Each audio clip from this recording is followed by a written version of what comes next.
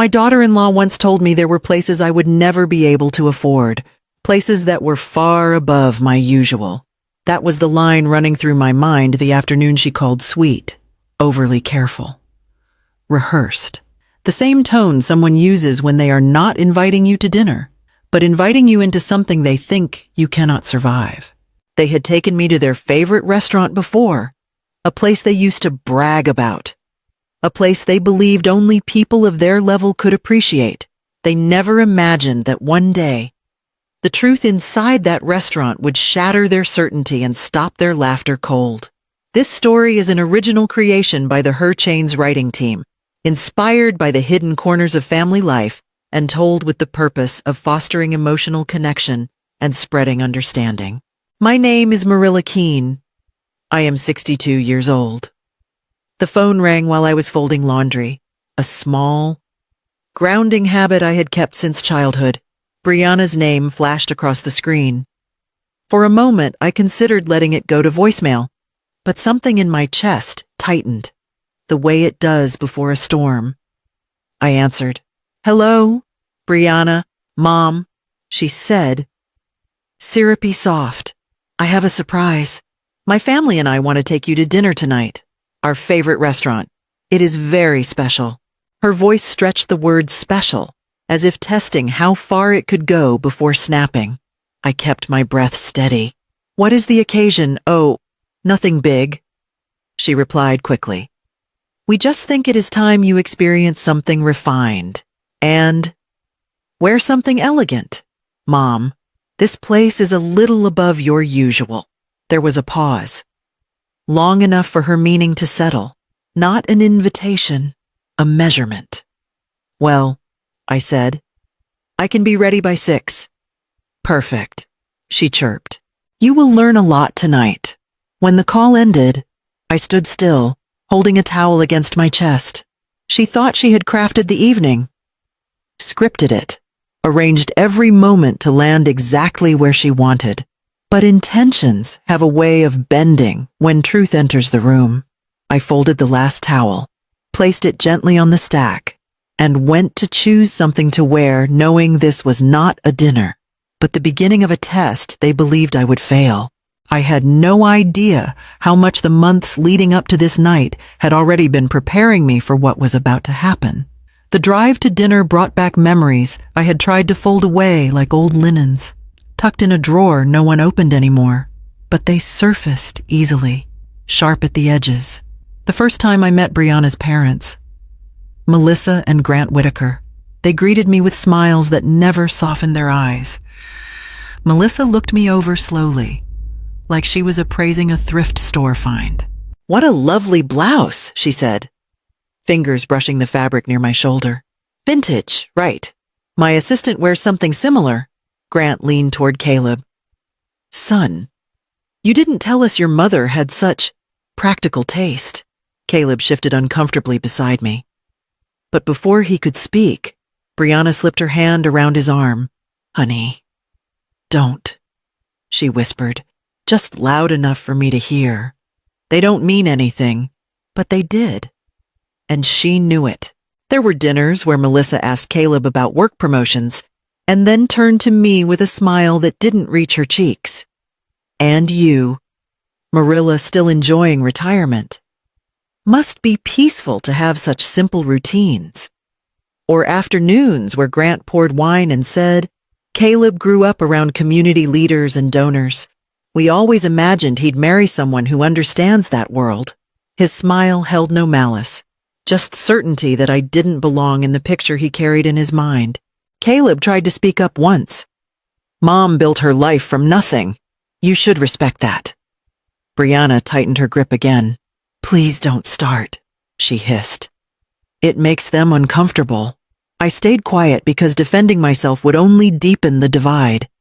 And Caleb was already torn between two worlds that shouldn't have been competing.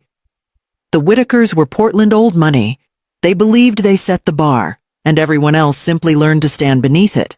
If this was their kindness, their cruelty would be something else entirely. After Brianna's call, I walked into my small office and unlocked the bottom drawer of the old filing cabinet, Inside lay the documents no one in Caleb's new family had ever imagined belonged to me.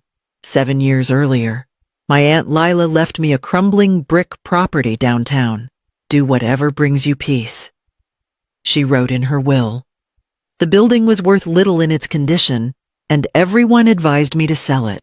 Instead, I rebuilt it piece by piece, pouring in every lesson I had learned from kitchens, cafes, and the people who kept them alive. When the renovation neared completion, my attorney suggested forming an LLC.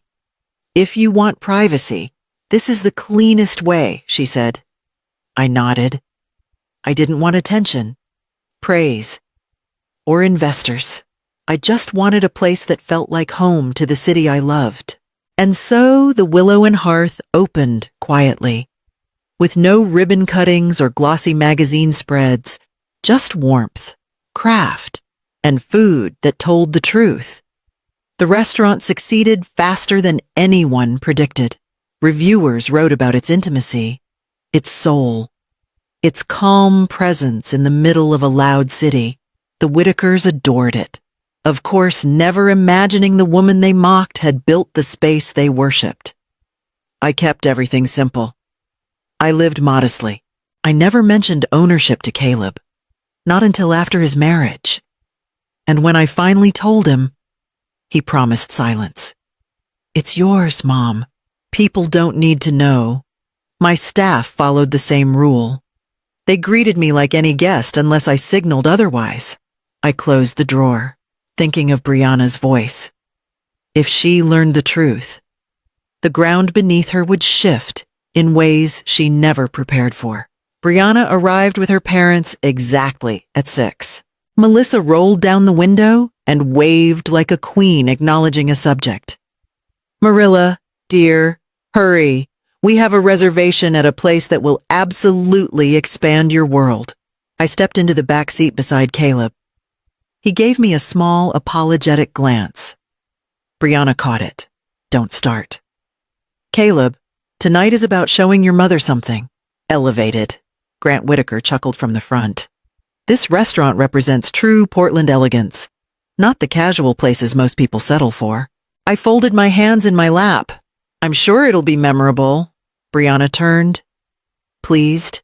Oh, it will be. Their confidence grew the closer we got to downtown. They spoke about exclusivity, wait lists, the chef's reputation, every detail recited with the pride of people who believed they owned the experience simply by attending it. When Grant pulled up to the valet, Brianna announced, Welcome to the Willow and Hearth, Mom. This is what real refinement looks like. Caleb's eyes darted to me again. He knew, but he kept still, torn between me and the woman beside him. Inside, the hostess lifted her head from the podium. For a split second, her posture straightened, eyes widening just enough for me to notice. She recovered quickly. Good evening, she said. Welcome to the Willow and Hearth. Brianna swept forward. Reservation for Whitaker. We always get the chef's preferred table. The hostess nodded, but her eyes flicked toward me again, waiting for a cue. I gave none. As we followed her through the dining room, Melissa whispered to Caleb, Your mother must feel out of her depth here. Be patient with her.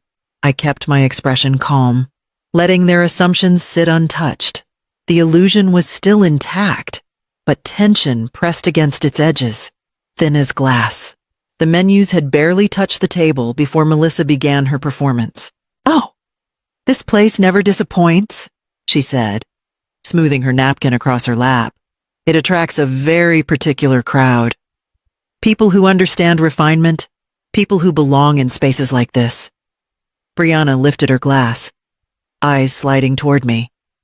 Mom, you should take your time with the menu. It might feel a little overwhelming at first.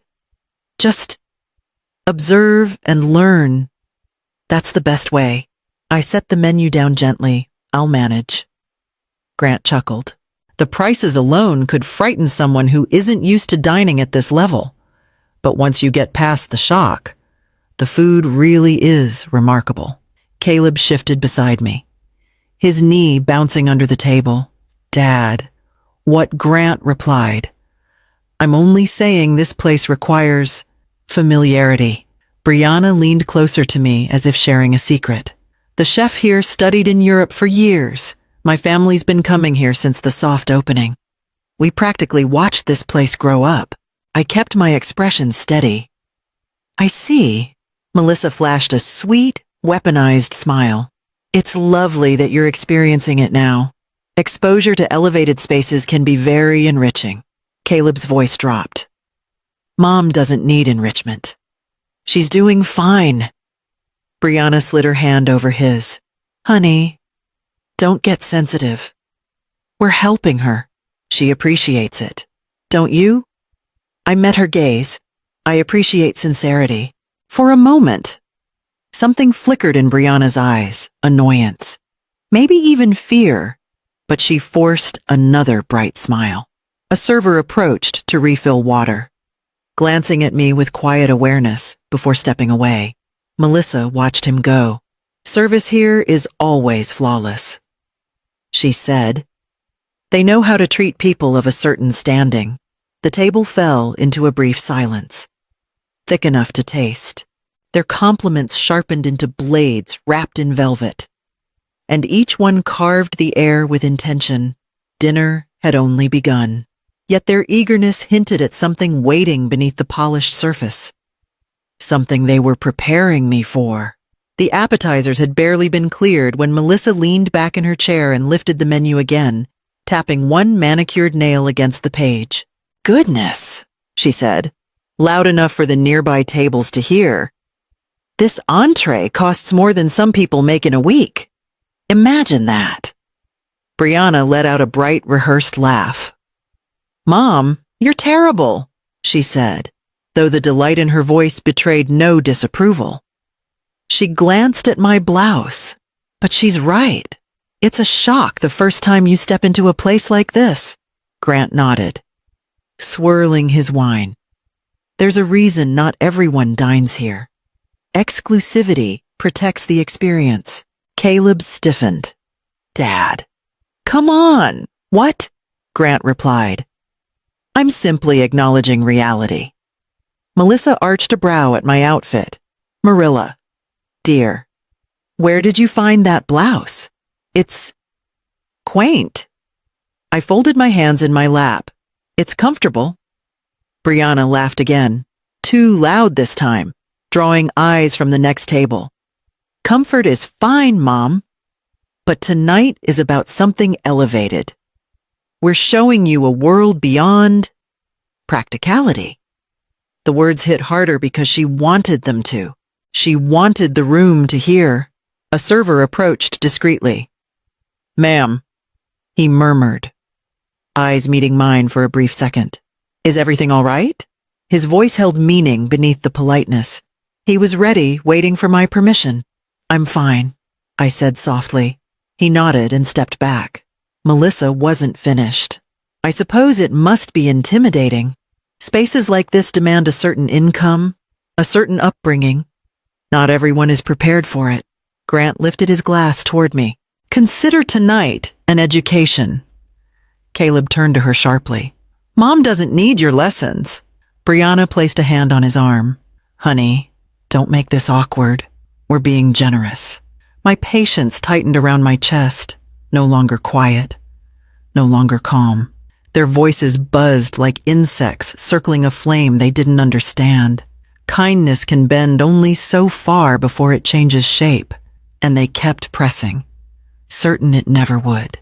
The entrees arrived, arranged with precision on white plates, but the Whitakers barely looked at the food. They were too busy watching me, waiting for another chance to remind me where they believed I stood. Brianna lifted her wine. Mom, aren't you impressed? This restaurant is a masterpiece.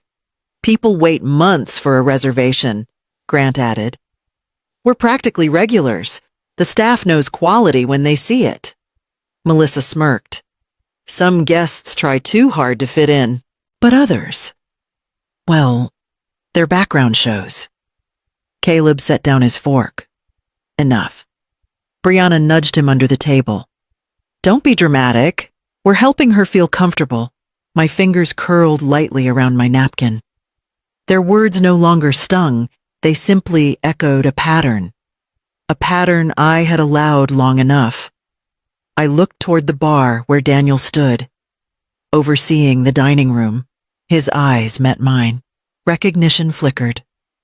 He straightened almost imperceptibly. I gave him the smallest nod. His posture shifted instantly. Purpose replaced neutrality. And he began walking toward our table. Brianna noticed him first. Oh, look. The manager's coming. He always checks on us. We're one of their favorite families. Grant puffed his chest. Good timing. I want to compliment the chef. Daniel reached our table. Hands clasped politely. But his attention settled on me with a quiet gravity the Whitakers didn't yet understand. Good evening, he said. I hope everything is to your liking. Brianna beamed. Wonderful, as always. You must know us by now. Daniel didn't turn to her. He waited. The air tightened. A soft pull in the room as if the walls themselves leaned closer. The moment had arrived for everything they assumed. To meet everything they didn't know. Daniel's gaze stayed on me, steady and respectful. He inclined his head just slightly before speaking, his voice calm but carrying enough weight to still the air around us. Good evening? Ms. Keene, he said. Your staff is at your service tonight. Please let me know if you need anything. The sound of my name, my real place in this building, broke across the table like glass shattering. Brianna froze, smile collapsing mid-curve. Melissa's fork slipped from her hand and clattered against the plate. Grant blinked hard, as if trying to place the name he'd just heard in a world that made sense. Caleb swallowed, eyes closing for a brief second. He knew what was coming, but even he wasn't prepared for the weight of it spoken aloud. Brianna's voice cracked. Ms. Keene. Why would he call you Daniel? Didn't look at her. He waited for my cue. I folded my napkin calmly. Daniel, would you bring the reservation logs for the Whitaker family, the ones from the past several years? Right away, he said, and departed with purpose. Melissa stared at me. What? What is happening? Grant leaned forward. Did he confuse you with someone else? That must be it. No, Caleb whispered. Mom didn't correct him. Daniel returned with a leather-bound folder and placed it in front of me with quiet deference. Everything you requested. Miss Keene. Every server passing by paused just long enough to offer a nod of acknowledgement, not to the Whitakers, but to me. Brianna looked around, panic sparking behind her eyes. Why are they acting like this? Why are they? Because, I said gently. They know who I am. Grant's voice shook. Who exactly are you? I opened the folder, running a finger along the pages filled with their reservations over the years. The record of every evening they had strutted through these doors certain they were among the elite. I'm the owner of the Willow and Hearth. I said, I built this place. Every detail, every choice. Every person who works here answers to me. Melissa's breath caught. You can't. Daniel stepped forward again. Respectful, but firm. Ms. Keene's contribution to this restaurant is the reason any of us are here. We are proud to serve her. Silence spread across the table. Heavy and unmoving. The Whitakers, who had spent the night towering above me, now seemed impossibly small, shrinking beneath the truth they never imagined they'd face. Whether they tried to deny their behavior or let the guilt tighten around them was theirs to decide. Melissa was the first to find her voice. Though it trembled, Marilla, we didn't know. If we had, I lifted a hand gently. That's the problem. Your respect depends on what you think someone owns, not who they are. Grant straightened, as if grasping for old authority. We may have made comments, but they were harmless. You're taking this too personally. Harmless. My voice stayed soft. You belittled my clothes, my background, my worth. Not just tonight. For a year. And you spoke to the staff here as if they existed only to entertain you. Daniel stood at a respectful distance. Silent support at my back. Brianna's face had gone pale. I didn't mean to hurt you. Mom, your world is so different from ours. I thought Caleb would drift away if you and I didn't match. Caleb turned toward her, shock slipping through his composure. You tried to make my mother feel small because you were afraid of losing me. Tears gathered in Brianna's eyes. You're proud of her, and sometimes I don't feel enough. I breathed in slowly. Not to steady myself, but to choose my words with care. Brianna, I never wanted to compete with you. I wanted peace, but your fear became cruelty. And you hid it behind manners. She covered her face with her hands. I'm sorry. I don't know how to fix this. You start, I said, by understanding there are consequences. Grant's jaw tightened. What consequences? You and your family won't return to the Willow and Hearth for 6 months. During that time, any apology you offer must come through action, not excuses. Melissa blinked rapidly, stunned into silence. Brianna nodded slowly, wiping her eyes. Caleb reached for my hand. I should have protected you. I'm sorry, Mom. I squeezed his fingers. You're here now. That matters. Across the table, the Whitakers sat smaller than I had ever seen them, faces stripped of certainty, shoulders bent under the weight of their own reflection. Whether this moment became a turning point or another mask was something only time would reveal. 6 months passed with a quiet steadiness I didn't expect. I heard small updates through Caleb, never from the Whitakers themselves. Brianna's been helping at a community kitchen, he told me one evening. Not for a day or two, every week. I nodded. Consistency mattered more than apologies. And her parents. They're different, he said slowly. Dad listens more. Mom stops herself before speaking sometimes. I gave a soft breath. Growth takes patience. Our relationship healed piece by piece. Caleb showed up more often. Not out of guilt, but choice. He talked. He listened. He stayed long enough for silence to feel warm again. Near the end of the 6th month, Brianna called me for the first time since that night. Her voice held no sugar, just sincerity. We'd like to come to the restaurant again, only if you say yes. Yes, I said. Come. When they arrived at the Willow and Hearth, they didn't stride in the way they once did. Their voices were softer. Steps slower. Eyes aware. A young couple stood near the entrance looking lost. Brianna approached them before anyone else. First time here, she asked gently. I can show you where to check in. Melissa touched the hostess stand lightly. Your staff works hard. I see that now, Grant added. Thank you for letting us return. I nodded. Respect is a habit. It grows when we choose it. Money, buildings, and reputation don't define a person.